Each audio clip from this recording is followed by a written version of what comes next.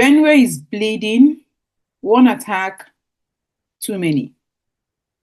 Hello, viewers, and welcome to Late Night Vibes with Ine and Cece. Today, we turn our attention to a deeply troubling situation: the recent attacks in Yelwate, Guma local government area of Benue State.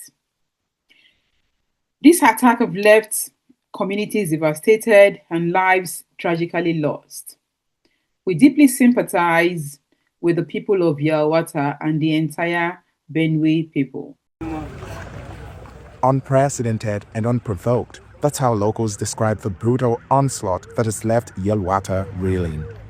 For at least 4 hours last Friday, gunmen laid siege to this village, shooting, hacking, and setting corpses ablaze. All right, so I am live in Yelwate in Benue State, where the attack took place yesterday that claimed the lives of over 200 persons, the herdsmen attack. Now, what my eyes have seen, my mouth cannot speak unless you people see it by yourself. So please follow me with the camera. So that was a clip from at Very Dark Black Man's page. You can watch the full video on his Instagram. So joining us to discuss this sensitive topic is Dr. Luper Joseph Abyah.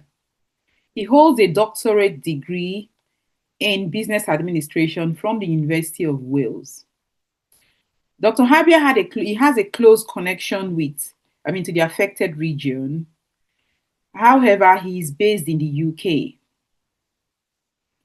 We're honored to have him share his perspective and break down what happened in Yelwate, Guma local government area. Thank you so much, Doctor, for being on this show. Thank you very much for having me. Thank you. So, Doctor, can you tell us what happened during the recent attack? And that was, I think, about the 13th or 14th of June in Yelwate. 13th of June breaking into 14th of June in Yelwate.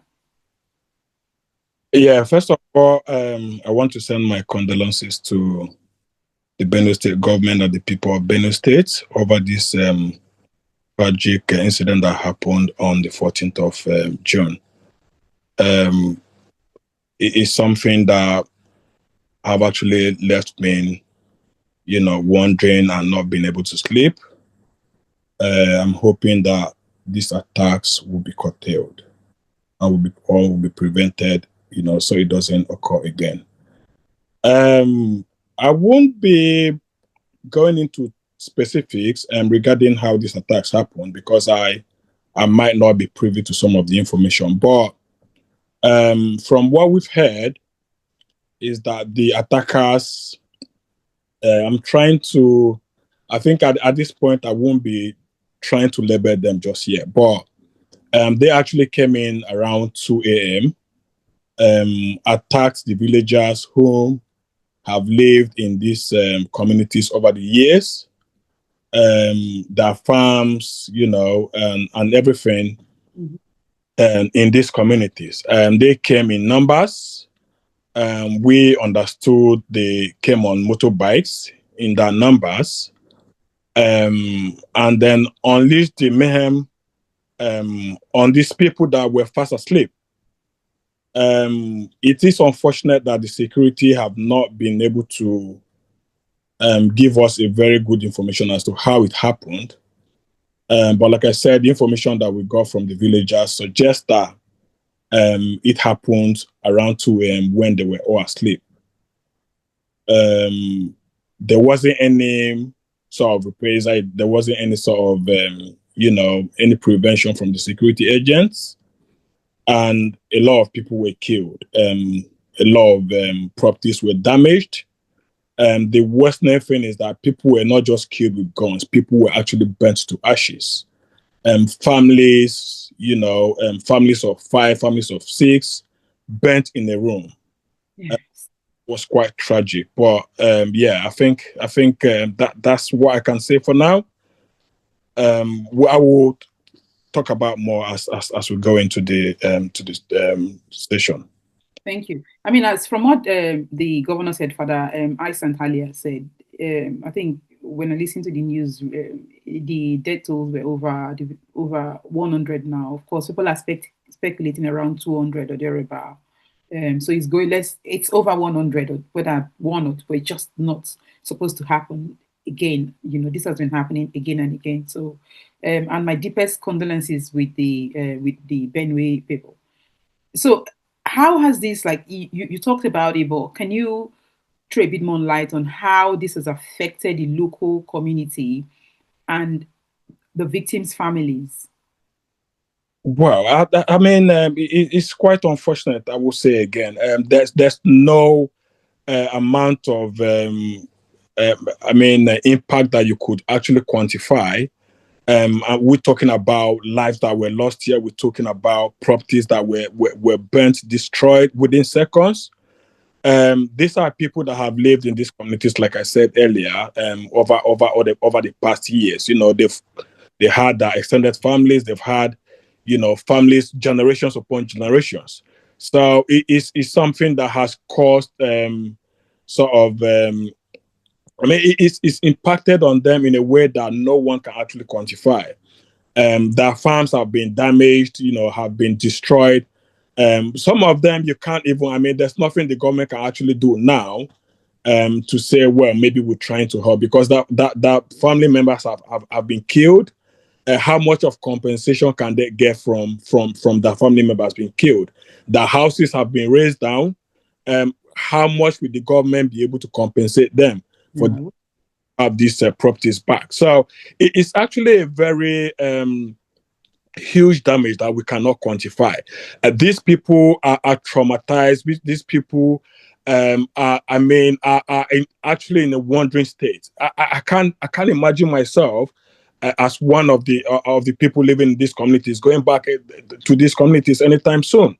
The emotion, the way they're going to be feeling, the emotional damage, the damage is just so much that you can't really want to talk about it. These are people that would ever want to imagine, that this kind of a thing happened to them. Bodies are dead, properties damaged, millions of, some, I'm quite sure a lot of them must have kept their produces in one or two places that have now been burnt down. So the damage is quite severe. The damage is not something that we can actually, quantify, if that makes sense.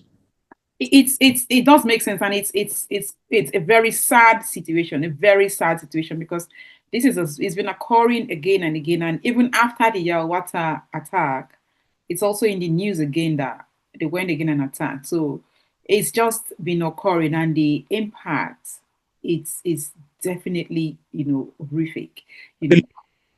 We're talking about Nigeria here, where we haven't got any mental health facilities. I'm not sure we've got a good number of psychiatrists in Benue as we speak. So you can imagine the trauma that these people are going to go through. Who exactly will come in to help them? It's not just about what is happening now. It's about the long term of this attack. Yeah. People going to feel? How are these people going to? What exactly would they tell their children that are yet unborn?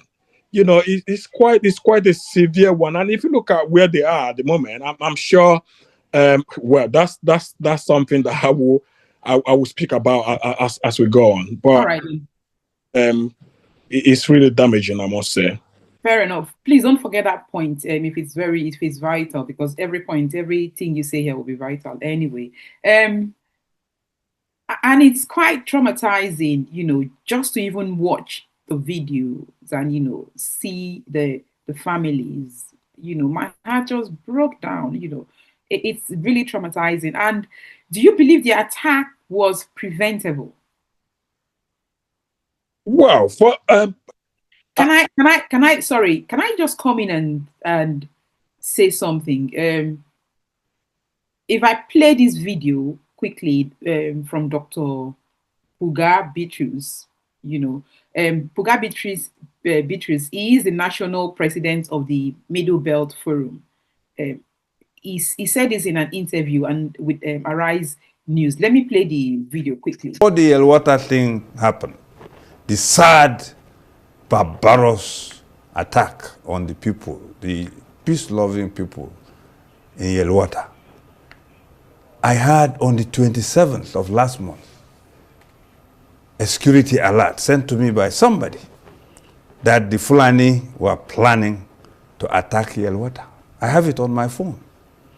So you've all seen that video. Do you think the attack was preventable? Because if Dr. Pugo could say that he got wind of that information on the 27th of May, he got wind of the information, I mean, the report that the attack was going to happen. Do you think that would have been, do you believe the attack could have been preventable? Well, 100%. I mean, I've not just listened to him. I've listened to a lot of security analysts. I've listened to, security experts, and all have agreed that that incident would have been prevented if security and personnel were actually acting on information that was sent to them. I wouldn't want to, put out any blame games here, but it's unfortunate we live in a country that we've got institutions, we've got systems that doesn't work. Even if we disagree that there was any sort of information coming from anyone, I'm quite sure that the security agencies should know that job. And they are not just employed to be getting salaries. And like I said, no blame games, but I'm sure that they were actually employed to safeguard property. Yes.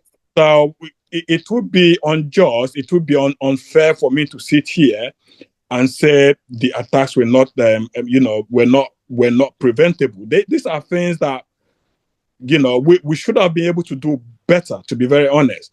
Villagers who have listened to, most of them have said that there were some traces that, this was going to happen. The security agencies were aware.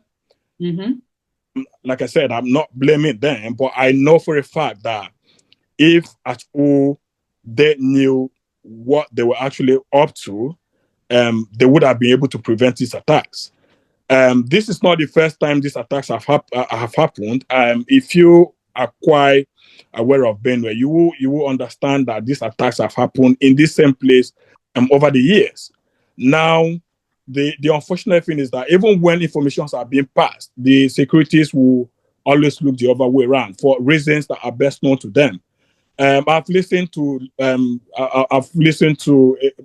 politicians acting the blame games as usual, and you see the House of Representative member representing that constituency came up to say that the governor is not cooperating with the security agencies. I might not be holding any praise for the governor, but it's quite unfortunate because I really don't understand how a governor should be able to come in to, tell the security what to do. For crying out loud, these security agencies are being employed. They should know what to do. They don't need the governor to tell them what to do, to be very honest. They don't even need the president to tell them what to do. In the UK where we live, we don't need the prime minister to tell a policeman what to do. He knows that this is what he's been paid for. He knows that this is it. And he should be willing and able to do the job. If for maybe by any chance there is anything that will prevent them from doing the job, then that's the point. That's the time that they will need to go back to the government. But I mean, these blame games are quite unnecessary. They are very, very unfortunate, and I believe that the security agents agencies would definitely have to wake up. It is really there too many, to be honest. Definitely, because I mean, when I hear things like from the security agencies saying things like there was a reprisal attack, they came in through Nasarawa, and then there was a reprisal attack, and then they went, and I was like, what are you guys saying? How can they overpower you all? You've got all the intelligence, you've got everything to know what is happening. And what is this whole thing that you there was a pushback, and then from Nasarawa, then what is that I'm hearing? I just couldn't believe it. That takes you back to where we are, and to be very honest, in as much as I want these problems to stop, it does look like the security agencies are playing some games here. If you listen to the Totief, who is our traditional ruler, he spoke quite eloquently. Mm-hmm. he did not mince any words. Yeah. It's unfortunate that the Totie will be the one to be telling the security agencies to do a diagnosis, because from more indication, it means that they don't even know what is happening. How then are they able to prevent these attacks? The president came from Abuja asking them to put a stop to these attacks. But the unfortunate thing is that they don't even know how these attacks are being carried out. They haven't got any clue about these attacks. How then would they prevent it? And that takes you back to the question you asked earlier, where this was this incident preventable? If you ask me, I would say yes. But from the look of things, you will agree with me that the security themselves doesn't have a clue about what is. I 100% agree, because I done some things from what the IGP was saying, Kayode Betokun was saying about, giving time and, all of those things, some things for me don't make sense, don't add up. Like, it's time, they've given you time, enough time, and this has been happening for years. When is this? When will this stop? That is what we want to hear. Anyway, of course, the president, visited on Wednesday. What do you think that response was like? To be very honest, if I tell you I was happy with the president, I will only be lying as a Benue man. And I say this with all sense of humility. I am not here to castigate the president, but if you ask the Benue people, they will tell you that they expected more from the president and not what he actually said. If you listen to his speech quite carefully, you agree with me that the president himself wasn't very specific about what he wanted to say. I was hoping that he would be a bit open. He would be the Benue people will understand the language. Unfortunately, he wasn't quite specific. So I'm not sure if he was saying the Benue people, the governor should form a committee that will do a sort of liaise with other people. Something like there was a particular word he used. I'm just trying to get the word he used. He was talking about forming a committee for reconciliation. Reconciliation, yes. President went ahead to give a marching order to the IGP and the DG of DSS, saying the attacker should be arrested. Now, if you look at this carefully, the question I would then be asking is, who are these attackers? Because I'm not sure the police knows who they are. I'm not sure even the DSS knows who they are. Like I said earlier, I've listened to security analysts, I've listened to security experts, and what they are saying is that these people are terrorists. Unfortunately, none of these security agencies have come up to say these people are. Yeah. And going back to the president, he was talking about reconciliation, and my question is, reconcile with who exactly?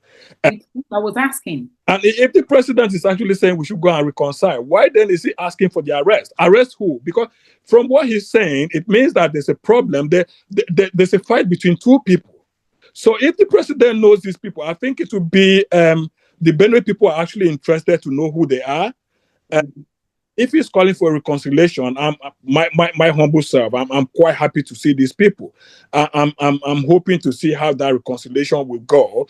But I will fault the president asking for the arrest, because if you're saying there should be a reconciliation, it that means that there is a fight that you think is actually happening between one. It's not just about one person being at fault; it's the two people being at fault. So why absolutely for the arrest of the other one? And if you look at it, if it's then suggesting for a reconciliation, it means that was like a repressor attack. In a repressor attack, what I do know for a fact is that the two camps will have some sort of casualties. Who absolutely person that was killed from the other camp? I haven't heard of any. And that then, takes me to this issue of reconciliation. I must say I was highly disappointed. I pondered and wondered where is he going to come from, with who? I take that, to be very honest, I take his visit as a political rally and not, trying to bring a solution to whatever that happened in Benue. The president sat in Abuja and ordered for, he actually declared the state of emergency in Rivers State. River States. And within seconds, there was a change of power. Exactly. Then not declared that order for the arrest of these people. Why would he want to wait until he comes to Benue? The same president who is asking for a reconciliation in Abuja is the same president who is coming to Benue to ask for arrest. I don't believe the president. Anyway, let's not go deep into that one. We're all pained, and Benue is bleeding, as we all know, because this has been happening again and again and again. It's not just one time, and we just want to stop to it, and that's why we're here. But before we close the show, we would like to say again our deepest condolence to the people of Benue State, and would like to say to the authorities, to the Nigerian authorities, and that we'd like to let them know that Nigerians have given them time. The people of Benue have given them time, and like years of it, from the tragic abduction of the Chibok girls at the Dakchi, Zamfara, Southern Kaduna, Benue, Apa, Logo, Otukpo, and other countless attacks from the Middle Belt and beyond. Insecurity has persisted over and over way too long. A question that begs an answer is, how much more time does the government need before the Nigerian lives are truly safe in their own home country? How much more time does the government need before Nigerian lives are truly safe in their own homes? What will Nigerian lives truly mean? What will Nigerians' life truly matter? When will that happen? And to Dr. Abya, what message would you like to send to the authorities or the international community? Well, to the authorities, I would tell them to step up the game. It's we too many lives are being lost, and if we are not careful, many more lives will continue to be lost. To the international community, we need help. Benue people need help. Nigeria needs help. I call on the authorities to seek for help, because it appears as though they need help, and it's not too late. We can still get that help if only we call for help. Now, I beg Nigerian government to make them call for help. Benue people don't they die. We too don't they die. If government no come to our rescue, if we take laws into our hands now, Niger go boy. We no want make Niger begin the boy now. We just want say make Niger better, so that all of us will be here myself. We they go house, we they go home every time. We go they proud say Niger na our country. No be say every time now we dey cry say then they kill our people. We want to invest for Niger, but where the security dey? We want help our people for Niger, but if you want help them now, where the security dey? Now beg at the big government. Thank you, my people. And I don't know waiting when Dr. Abya talk. This story really they pain us for body, and I will make we don't bring and come so. Our government hope say then go do something to solve this situation immediately, because people they die. The insecurity too much for Nigeria. How will people go to their own country? Can't they displaced? Can't they for IDP camp? I don't understand that kind of thing. I beg, I join mouth with the Benue people and also the people of Nigeria. We they beg on government, make on do something. Make people will get house to stay for their house. How people go get town? House, come go there from that place, come they displaced. I don't see that kind of thing, and it no good. I beg make una help them. I beg. And to you, Dr. Abya, thank you so much for your time. Do you have any other thing that you want to add before we close? Just to call on individuals who are willing and able to help the Benue people. Benue people are perishing. If you go to the IDPs, you will agree with me. I know the state government is trying its best, but we still need more people to help. If you willing to come to the aid of these people, please, we are more than happy to have you. If you need any link for any support, please do reach out to me. I'm more than happy to help. I've got people back home, both in government and some civil society organizations that are working tirelessly to make sure that these people living in the IDPs are being looked up to. So please, if you have any sort of support, we are begging you to offer this support. We will be more than happy to receive this support. Thank you very much. You go fit talk am for pidgin English. This one where you talk.